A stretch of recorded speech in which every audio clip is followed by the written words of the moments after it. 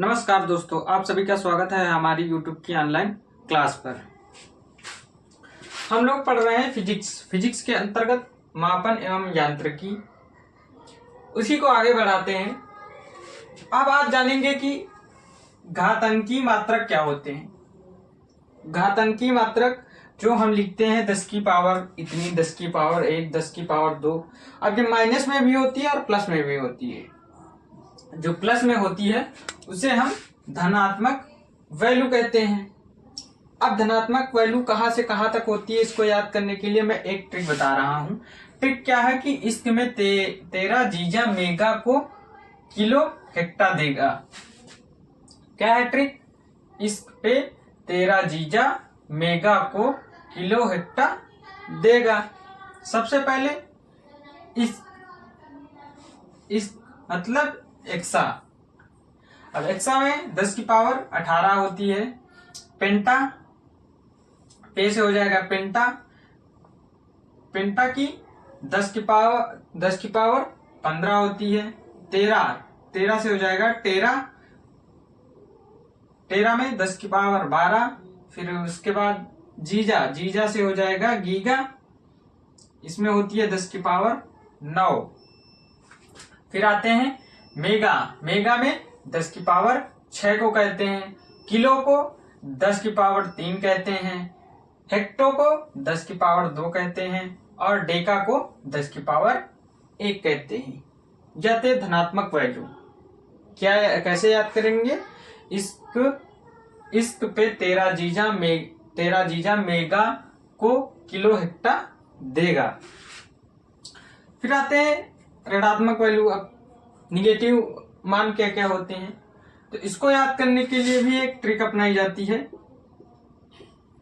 मैंने जो अपनाई है वो है अट्टो आया फिमेटो लाया। अट्टो नाम का व्यक्ति है। अट्टो आया फिमेटो लाया, पीको ने नैनो दिखाया, माइक्रो गया दिल्ली, वादा उसे मिली से हो गया। क्या हो गया? गया दिल्ली, वादा उसे मिली से हो गया, सेंटी आ गया डेका। ठीक है। अट्टो से हो जाएगा 10 की पावर 18 और फिमेटो से हो जाएगा 10 की पावर -15। पीको से हो जाएगा 10 की पावर 12। नैनो की होती है 10 की पावर 9। माइक्रो की होती है 10 की पावर 6। मिली की होती है 10 की पावर 3 और सेंटी की होती है 10 की पावर 2। फिर होता है डेसी की होती है 10 की पावर 1। ये थे हमारे धनात्मक मान और ये होते हैं ऋणात्मक मान।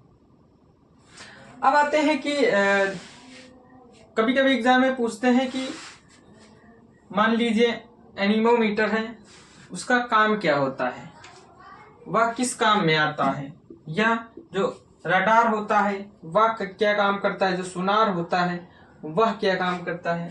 तो सबसे पहले रडार का तो फुल फॉर्म पूछ लेता है कभी कभी। रडार का क्या फुल फॉर्म होता है? रेडियो डिटेक्शन एंड रेंजिंग इसकी रडार की फुल फॉर्म होती है।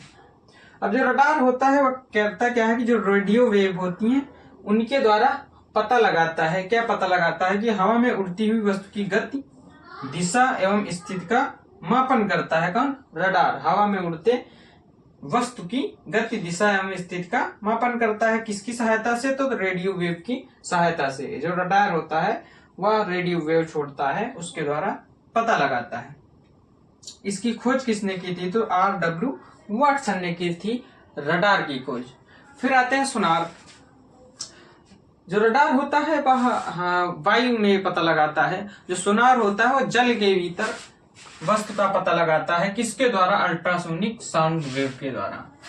जो सुनार होता है वह अल्ट्रासोनिक वेव छोड़ता है समुद्र में, और समुद्र में डूबी हुई वस्तु की दिशा, गति एवं स्थिति का मापन करा जाता है इसके द्वारा, सुनार के द्वारा। ठीक है। इसको कौन यूज करता है? तो इसको हमारी मर्चेंट नेवी यूज करती है, और रडार का यूज हमारी थल सेना भी करती है। इसी तरह जैसे हो गया अनीमोमीटर। अनीमोमीटर का काम क्या होता है कि वायु का वेग बताता है ना, एनीमोमीटर। फिर आइडियोमीटर। ऑडियोमीटर, ऑडियोमीटर क्या करता है कि ध्वनि की तीव्रता बताता है। फिर आता है एमीटर। एमीटर कहाँ पर लगा होता है? आप सबके घरों में मोटर होगी घर की, जिससे पानी निकाला जाता है, तो उसके स्टार्टर में एक वोल्ट मीटर होता है और दूसरा एमीटर होता है। एमीटर क्या करता है कि वह विद्युत धारा मापी यंत्र होता है। क्या होता है? विद्युत धारा मापी यंत्र। फिर आते हैं ओडोमीटर। जो हमारी बाइक या गाड़ियों में लगा होता है उसको कहते हैं ओडोमीटर। क्या करता है? इसका काम क्या होता है? मोटर गाड़ी द्वारा चली गई दूरी को बताता है।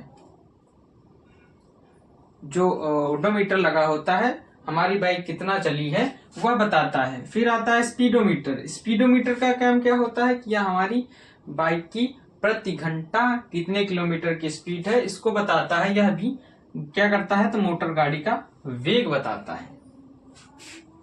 फिर आता है हाइड्रोमीटर।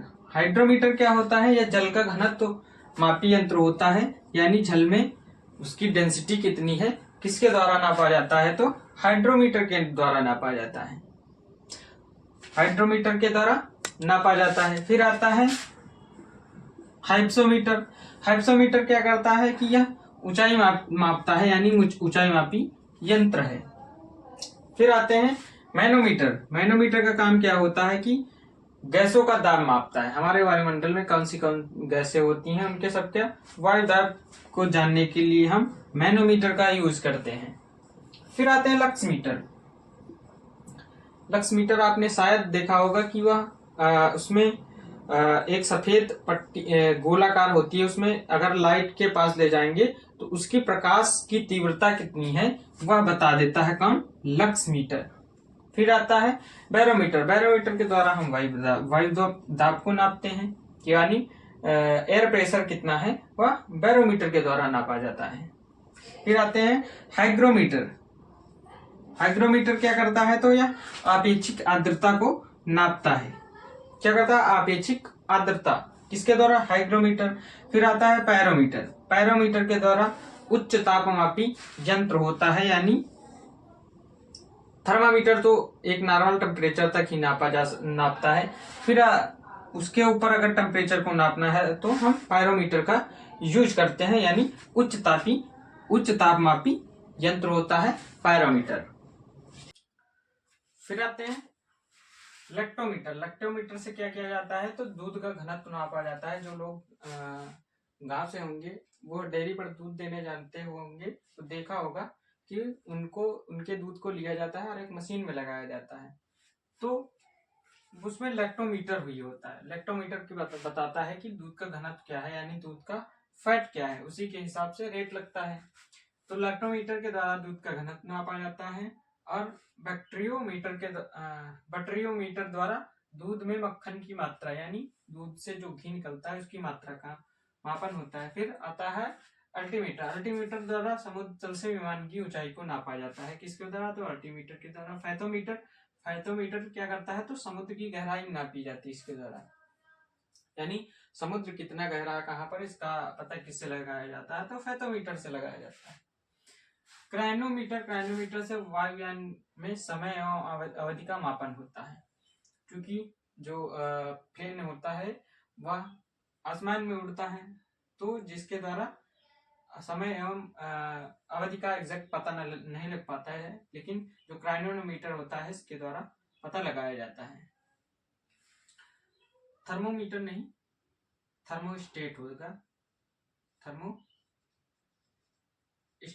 इसके द्वारा क्या किया जाता है? तो तापमान स्थिर रखने वाला यंत्र होता है। कौन सा?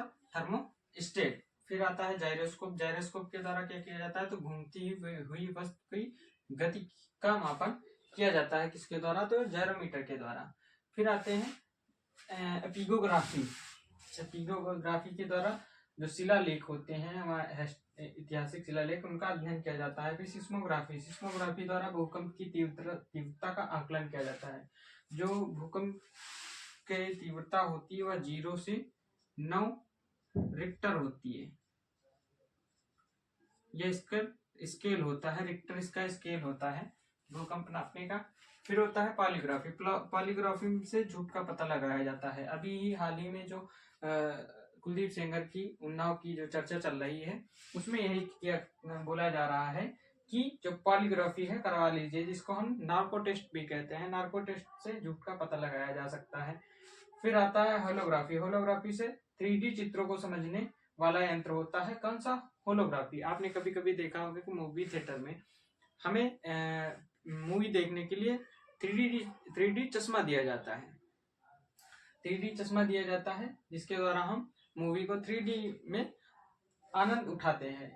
तो होलोग्राफी क्या होती है? 3D चित्र समझने के यंत्र होता है। फिर होता है कैरेटोमीटर। कैरेटोमीटर द्वारा सोने की शुद्धता का मापन किया जाता है। हाल ही में तो सोने की जो भाव है वो आसमान को छू रही है। तो ये थे कुछ इम्पोर्टेंट मीटर्स जिनके द्वारा क्या क्या होता है मैंने आपको बताया।